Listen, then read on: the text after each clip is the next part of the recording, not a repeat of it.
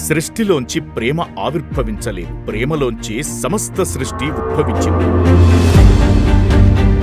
ప్రేమ అనేది 2 అక్షరాల చిన్న మాటే, కానీ అందులో గొప్ప ఐక్యతా భావన, అనంత శక్తి దాగున్నాయి. ప్రేమకు కొలతలు లేవు, తరతమ భేదాలు లేవు. అయితే ప్రేమ అనగానే మనకు వెంటనే స్ఫురణకు వచ్చేది యువతీ యువకుల మధ్య ఉండే ప్రేమ.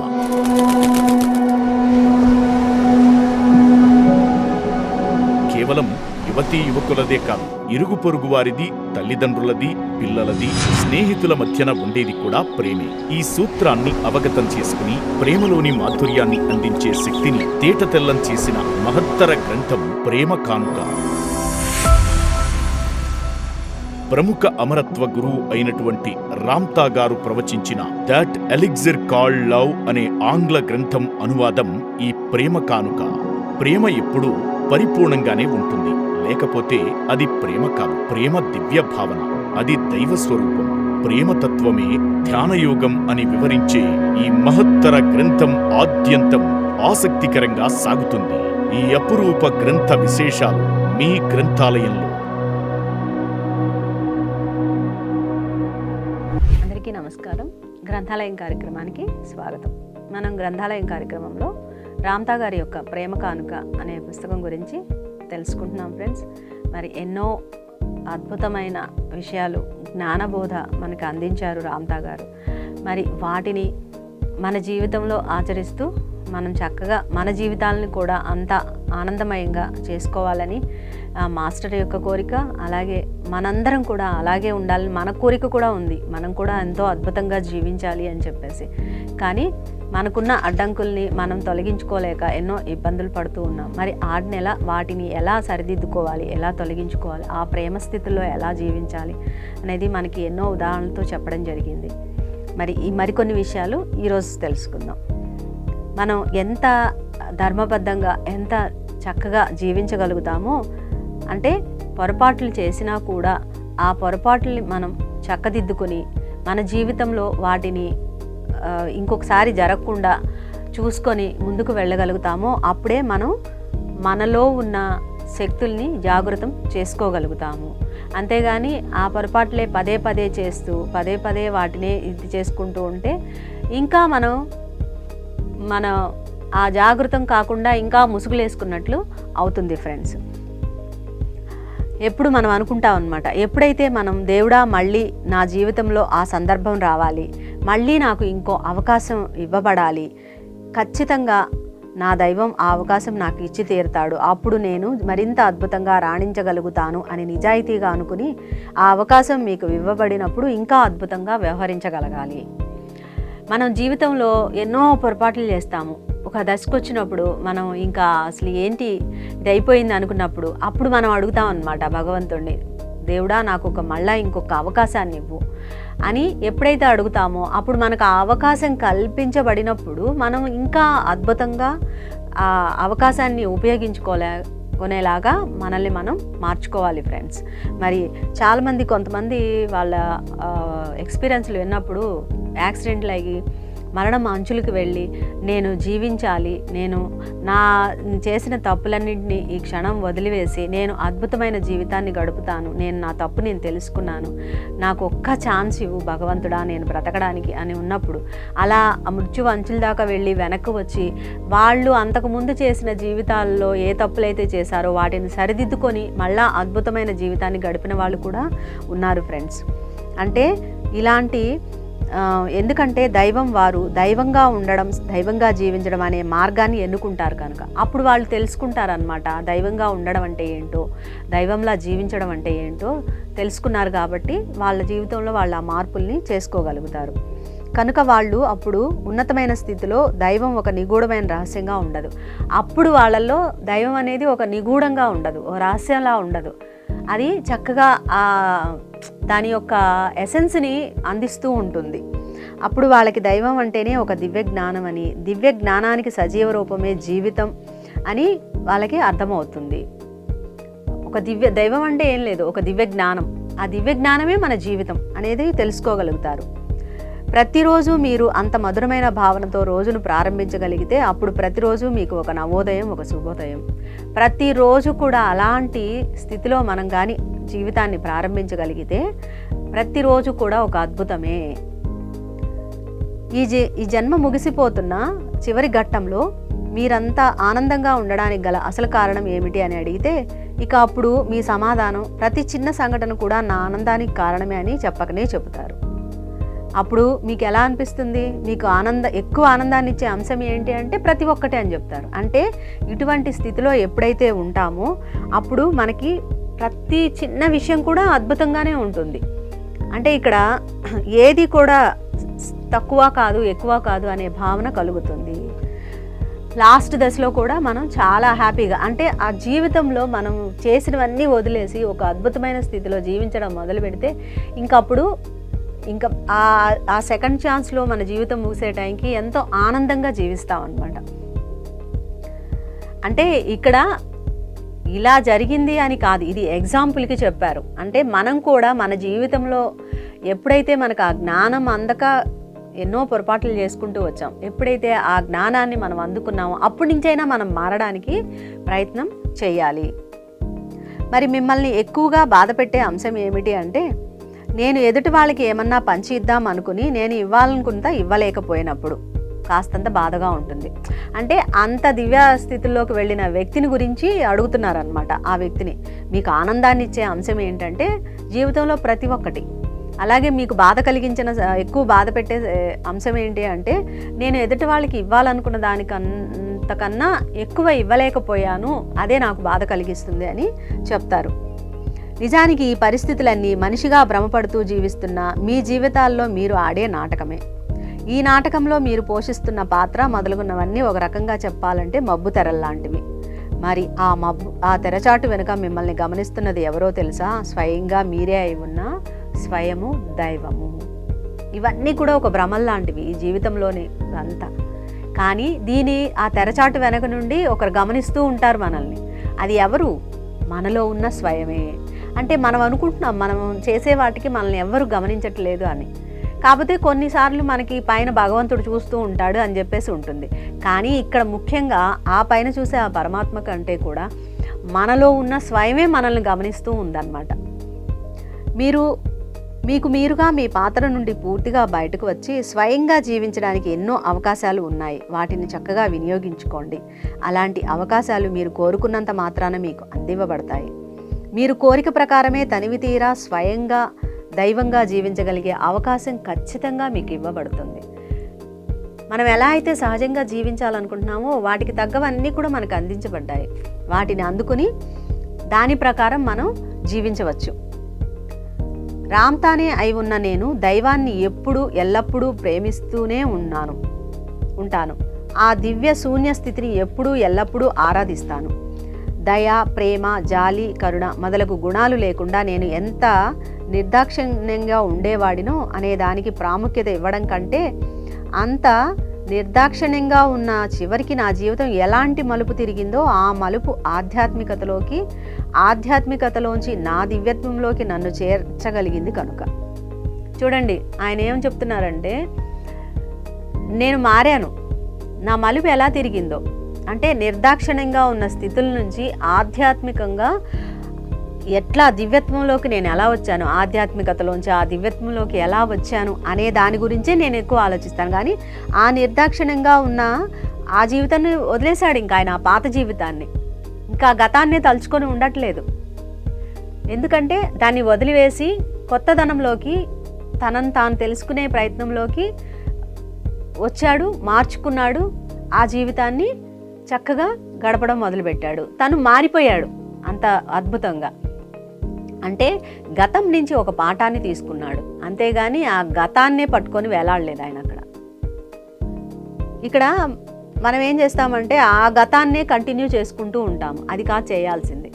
ఆ గతంలో మనం ఏ తప్పులు చేశాము, ఎలా జీవించాము, దాని నుంచి ఇప్పుడు ఎలా మనం ఆ పాఠం నేర్చుకోవాలనేదే మనం తెలుసుకోవాల్సింది. నేర్చుకొని ఆ స్థితుల్ని దాటుకొని ఆ దివ్యత్వ స్థితిలోకి రావడమే మనం చేయాల్సిన పని. అంటే దాని నుంచి ఒక జ్ఞానం తీసుకోవాలి. దయాదాక్షిణ్యం మూర్తిభవించగలిగే వాడుగా ఎలా పరివర్తన చెందాను అన్నది ముఖ్యం. అంటే నేను నిర్దాక్షుడిగా ఉన్న జీవితం నుంచి దయా దాక్షిణ్యం మూర్తీభవించగలిగే వాడుగా ఎలా పరివర్తన చెందాను అన్నదే ముఖ్యం. ఇప్పుడు మనం గతంలో అలా ఉన్నాం ఇలా ఉన్నామని చెప్పుకోవడం కాదు, ఆ స్థితి నుంచి ఇప్పుడు ఈ స్థితికి ఎలా మారామన్నదే ముఖ్యం అన్నమాట. ప్రేమ గురించి అనేక విషయాలు మీకు బోధించడం జరిగింది. ఈ అద్భుతమైన జ్ఞానాన్ని అందుకొని మీ నిజ జీవితంలో సందర్భోచితంగా వినియోగించుకోండి. మరి ఎన్నో విషయాలు మనం తెలుసుకున్నాము, వాటిని చక్కగా మన నిత్య జీవితంలో మన సమయానికి తగ్గట్లుగా ఎక్కడ ఏది అవసరమో దాన్ని తగ్గట్లుగా వాటిని ఉపయోగించుకోవాలి. మీ ఊహకి కూడా అందలేనంత నీచమైన వాళ్ళు, ఎంతో దిగజారిపోయిన వాళ్ళు మీకు తటస్థపడ్డా అద్భుతమైన ఈ ప్రేమ అస్త్రం ముందు అన్నీ దిగదుడిపే. మన జీవితంలో మనం ఇది ఆచరణ చేసే కొద్దీ మన జీవితంలో ఎటువంటి వాళ్ళు మనకు ఎదురుపడ్డా కూడా ఈ యొక్క అద్భుతమైన ప్రేమ ముందు అవన్నీ కూడా పనికిరానివే. మీరు పంచిన ప్రేమ మరింతగానే మీకు అందివ్వబడుతుంది. మనం ఎంత ప్రేమని పంచుతుంటామో అది మరింతగా మనకి అందించబడుతుంది. ప్రేమ అంటే ఎప్పుడు మనం ఎదుటివారికి ఎంత ఇవ్వగలిగాం, ఎంత క్షమించగలిగాం, ఎదుటి వాళ్ళని వాళ్ళ ఇష్టం వచ్చినట్లు వాళ్ళు ఉండే స్వేచ్ఛ ఎంత నిరాఘాటంగా ఇవ్వగలిగాం. ఈ ప్రేమ పారవస్యంలో మీరు ఇంకా ఎంత లోతుగా ప్రయాణించదలుచుకున్నారు, ఇదన్నమాట అసలు ప్రేమ అంటే. ఎదుటి వాళ్ళకి ఎంత ఇవ్వగలిగాం, ఎంత క్షమించగలిగాం, వాళ్ళ ఇష్టం వచ్చినట్లు వాళ్ళని ఎంత నిరాఘాటంగా ఉండనివ్వగలిగాము. ఈ ప్రేమ పారవస్యంలో మనం ఎంత లోతుగా ప్రయాణం చేస్తున్నామో తెలుసుకోవడం అన్నమాట. అసలు ఈ ప్రేమకు ఒక హద్దు అంతు ముగింపు ఉంటాయా? ఆ ప్రేమతత్వాన్ని పూర్తిగా అందుకునేంత శక్తి మనకున్నదా? అది సాధ్యమేనా? అవును, అది 100కి 100 సుసాధ్యమే. ఎందుకంటే మనం దేవుళ్ళం కనుక, దేవుడంటేనే ప్రేమ కనుక. మనకు అనిపిస్తూ ఉంటుంది, ఈ ప్రేమని మనం అందుకోగలమా, ఆ ప్రేమతత్వాన్ని అందుకునేంత శక్తి మనకుందా, అది సాధ్యమవుతుందా అని మనకి సందేహం రావచ్చు. కానీ ఇక్కడ రామ్తా గారు ఏం చెప్తున్నారంటే అది 100కి 100 సాధ్యమే అవుతుంది. ఎందుకంటే మనమే దేవుళ్ళం, దేవుడే ప్రేమ కనుక. అది ఉన్నప్పుడు మనం అందుకోలేకుండా ఎక్కడికి వెళ్తాం? అది అందుకునే స్థితిలోనే ఉంటాము. ఇక్కడ ఇంకా కొంతమంది వాళ్ళ సందేహాలు అడిగారనమాట.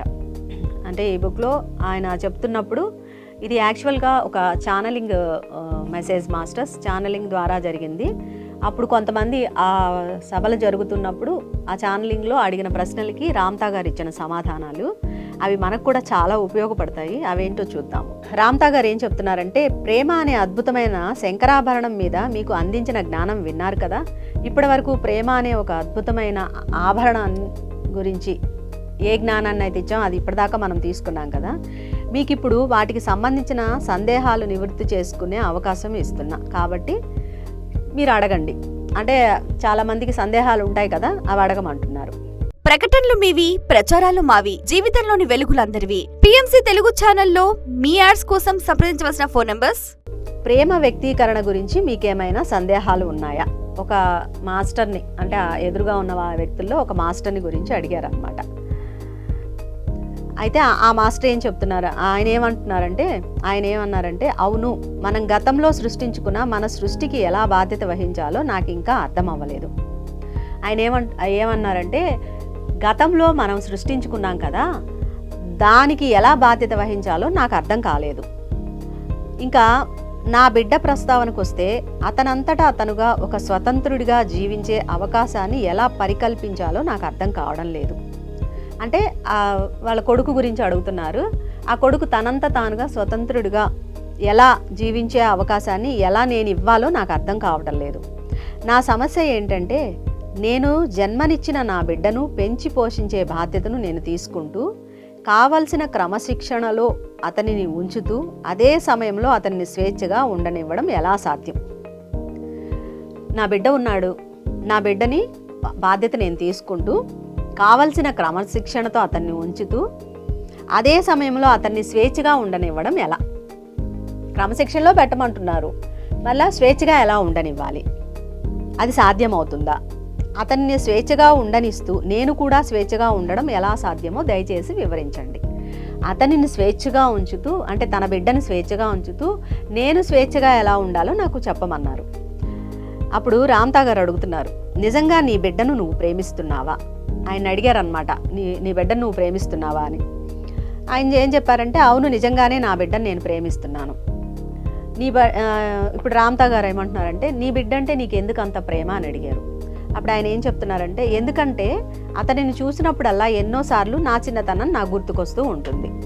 ఇది చాలామందికి ఉపయోగపడే క్వశ్చన్ ఆన్సర్స్, సందేహాలు, సమాధానాలు ఫ్రెండ్స్. ఈయన ఏమడిగారు, నా బిడ్డని నేను క్రమశిక్షణలో ఉంచుతూ తనని తాను స్వేచ్ఛగా పెంచగలనా లేదా బాధ్యతగా ఉంటూ, అలాగే తనకి స్వేచ్ఛనిస్తూ నేను నా స్వేచ్ఛగా జీవించగలనా లేదా అని అడిగారు. అప్పుడు ఈయన ఏమడిగారు రామ్తా గారు, నీ బిడ్డను నువ్వు నిజంగా ప్రేమిస్తున్నావు అంటే నేను ప్రేమిస్తున్నాను అని చెప్పారు. నీ బిడ్డ అంటే నీకు ఎందుకు అంత ప్రేమ అని అడిగారు. సహజంగా అడుగుతారు, మామూలుగా అడిగితే ఏం చెప్తాం మనమైతే సమాధానం, అదేంటి అలా అంటారు, నా పిల్లాడు కాబట్టి నాకు ప్రేమ ఉంటుంది అనుకుంటాం. అయితే ఇక్కడ ఈయనేం చెప్పారంటే ఆ బిడ్డని అంటే తన కొడుకుని చూసినప్పుడల్లా తన చిన్నతనం గుర్తొచ్చేదట ఆయనకి.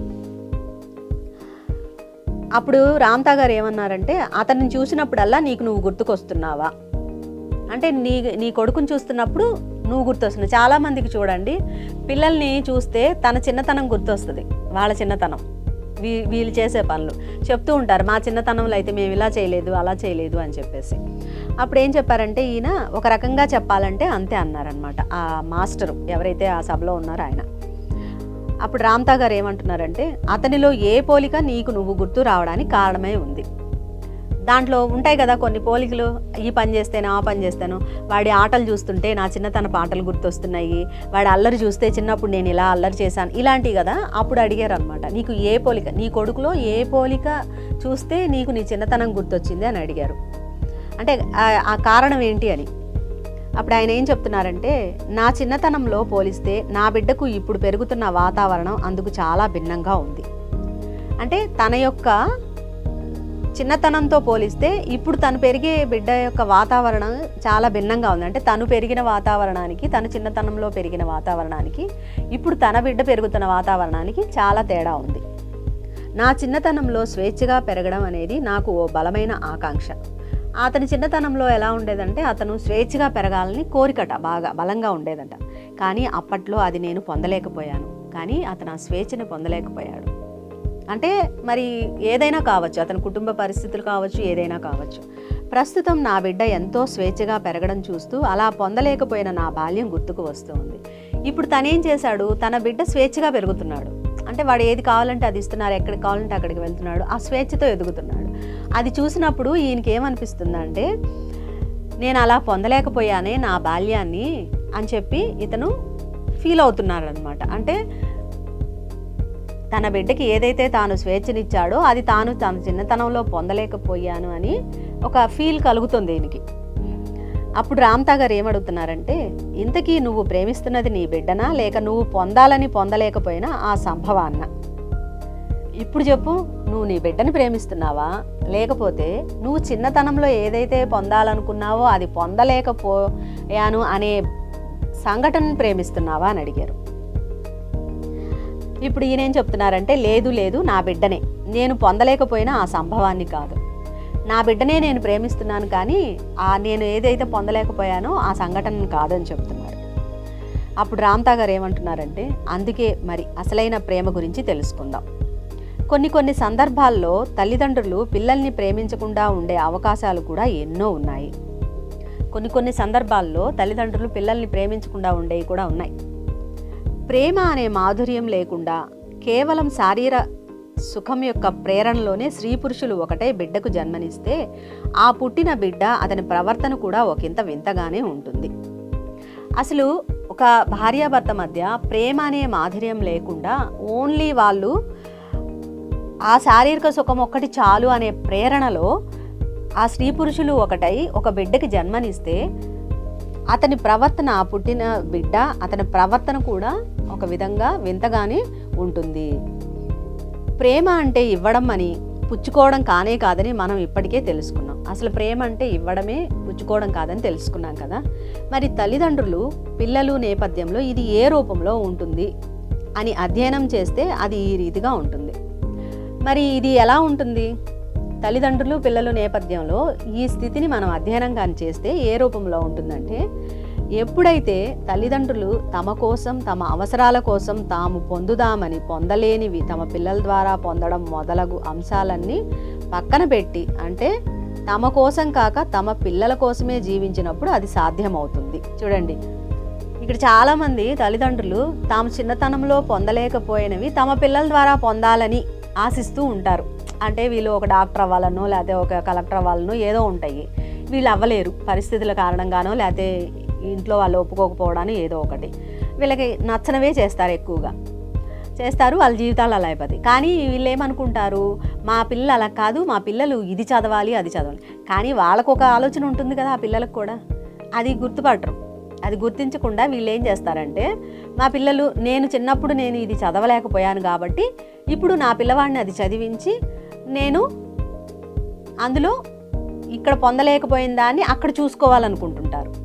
అంటే ఆ అంశాలన్నీ పక్కన పెట్టేయాలి. ఆ పిల్లల ద్వారా ఏదైతే పొందాలి అనుకుంటున్నానో అది కాకుండా తమ కోసం కాక తమ పిల్లల కోసమే జీవించినప్పుడు, ఇలా నేను వాళ్ళల్లో చూడాలి అనుకుంటున్నానని కాకుండా, అంటే అక్కడ తమని వాళ్ళల్లో తమను చూసుకోకుండా పిల్లల కోసమే, పిల్లల్ని పిల్లలుగానే ఉండేలాగా ఆ పిల్లల కోసమే జీవించగలిగేలా ఉన్నప్పుడే ఆ ప్రేమ అనేది సాధ్యమవుతుంది. కాబట్టి అసలైన ప్రేమ అంటే తల్లిదండ్రులు తమ కోసం తమ అవసరాల కోసం కాక కేవలం తమ బిడ్డల కోసం జీవించడం ఎప్పుడైతే మొదలు పెడతారో అప్పుడు ఇవ్వడం అనే అద్భుతమైన అంశానికి నాంది పలికినట్లు అవుతుంది. అదే అసలైన ప్రేమ. అంటే ఇక్కడ పిల్లలు తల్లిదండ్రులు అవసరాల కోసం కాకుండా పిల్లలకి ఇవ్వడమే చేయడం మొదలు పెడతారో, అంటే అక్కడ వాళ్ళ నుంచి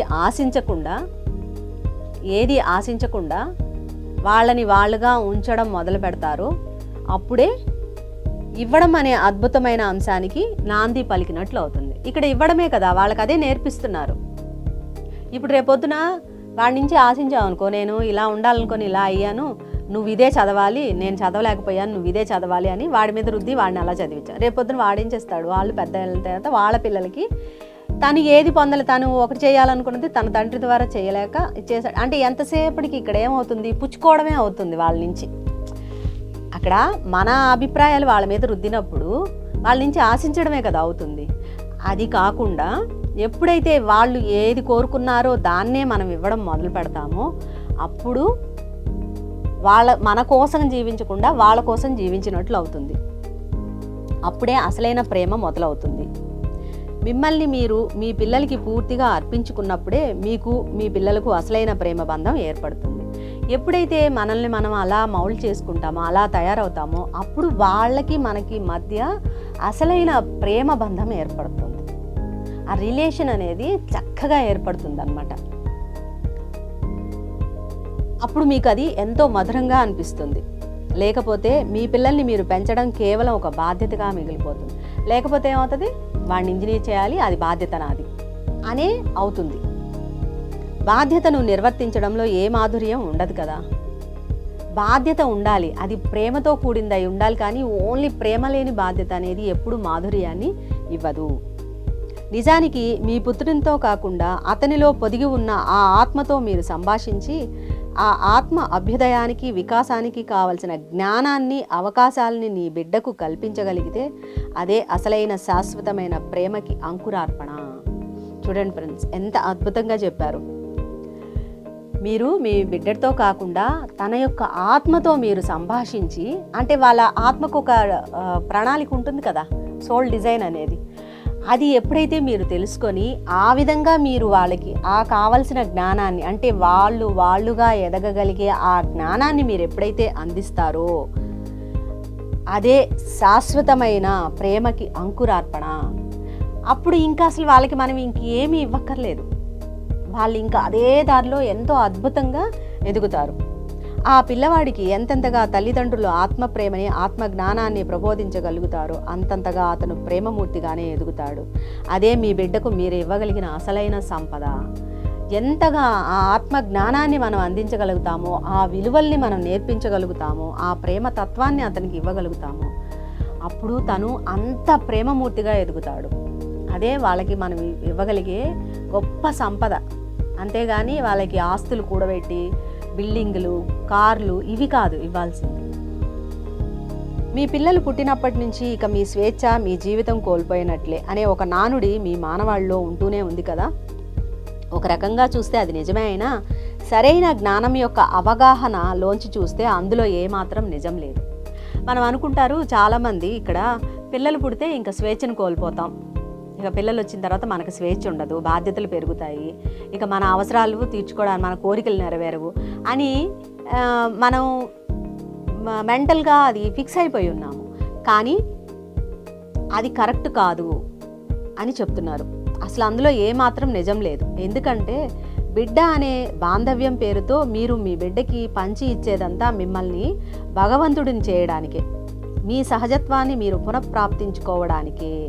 ఇక్కడ చూడండి, బిడ్డ అనే రూపంలో మీ బిడ్డకి పంచి ఇచ్చేదంతా కూడా మిమ్మల్ని, అంటే మనల్ని మనం భగవంతుడిగా మార్చుకోవడానికి, మన సహజత్వాన్ని మనం, అంటే ఇప్పుడు ఆ బిడ్డకి మనం ఏ జ్ఞానాన్ని అయితే ఇస్తూ ఉన్నామో అది మన లోపల నుంచి వస్తుంది కదా ఫ్రెండ్స్. అంటే మనం ఇంకా దాన్ని తెలుసుకుంటున్నాం కదా, మన జ్ఞానానికి మనం దగ్గరవుతున్నామా, మన లోపల ఉన్న మన ఆత్మకి దగ్గరవుతూ ఉండడమే కదా. ఆ బిడ్డకి పంచి ఇచ్చే నేపథ్యంలో ఆ బిడ్డకి ఆ జ్ఞానాన్ని ఇస్తూ ఉన్నప్పుడు మనం కూడా ఇంకా ఎదుగుతూ ఉంటాం కదా. అంటే మన సహజత్వానికి మనం దగ్గర అవ్వడం. అంటే ఇక్కడ ఒక చక్కటి అవకాశం ఆ బిడ్డ మనకి కల్పిస్తుంది. కేవలం మీరు జన్మనిచ్చినందుకో లేక మీ జీవితంలో మీరు తీర్చుకోలేని కోరికల్ని మీ పిల్లల ద్వారా తీర్చుకోవడం కోసమో లేక వేరే కారణాల వలనో వాళ్ళని మీరు ప్రేమిస్తూ ఉంటే ఆ ప్రేమను అలాగే కొనసాగిస్తూ ఆ బాలుణ్ణి ఎదగనివ్వాలి. సరైన సమయం ఆసన్నమైనప్పుడు అతనిలో ఒక విప్లవాత్మకమైన ఆధ్యాత్మిక మార్పు సంభవిస్తుంది. చూడండి, మీరు అంటే మీ జీవితంలో మనం మన పిల్లల ద్వారా ఏదైతే తీర్చుకోలేకపోతున్నామో అది మనం వాళ్ళ ద్వారా తీర్చుకోవాలి అనేది, ఆ విషయంలో కానీ మనం వాళ్ళని ప్రేమిస్తూ వెళ్తూ ఉంటే ఆ ప్రేమను అలాగే కొనసాగిస్తూ ఆ బాలుని అలాగే ఎదగనివ్వాలి. అంటే ఇక్కడ మన యొక్క స్థితులన్నీ వాళ్ళకి నేర్పిస్తూ, అంటే మనం ఏదైతే పొందాలనుకుంటున్నామో అది వాళ్ళ ద్వారా నెరవేర్చుకునేలాగా మనం చేస్తున్నప్పుడు ఓకే, ఒక కాలక్రమంలో దాన్ని అలాగే వెళ్ళనివ్వాలి. ఇక్కడ ఇది ఎందుకు ఇలా చేయాలి అంటే ఇక్కడ వాళ్ళల్లో ఎటువంటి మార్పులు వస్తాయనేది మనం ఇంకా మరికొంత వివరంగా మనం రేపటి ఎపిసోడ్లో తెలుసుకుందాము. Thank you friends.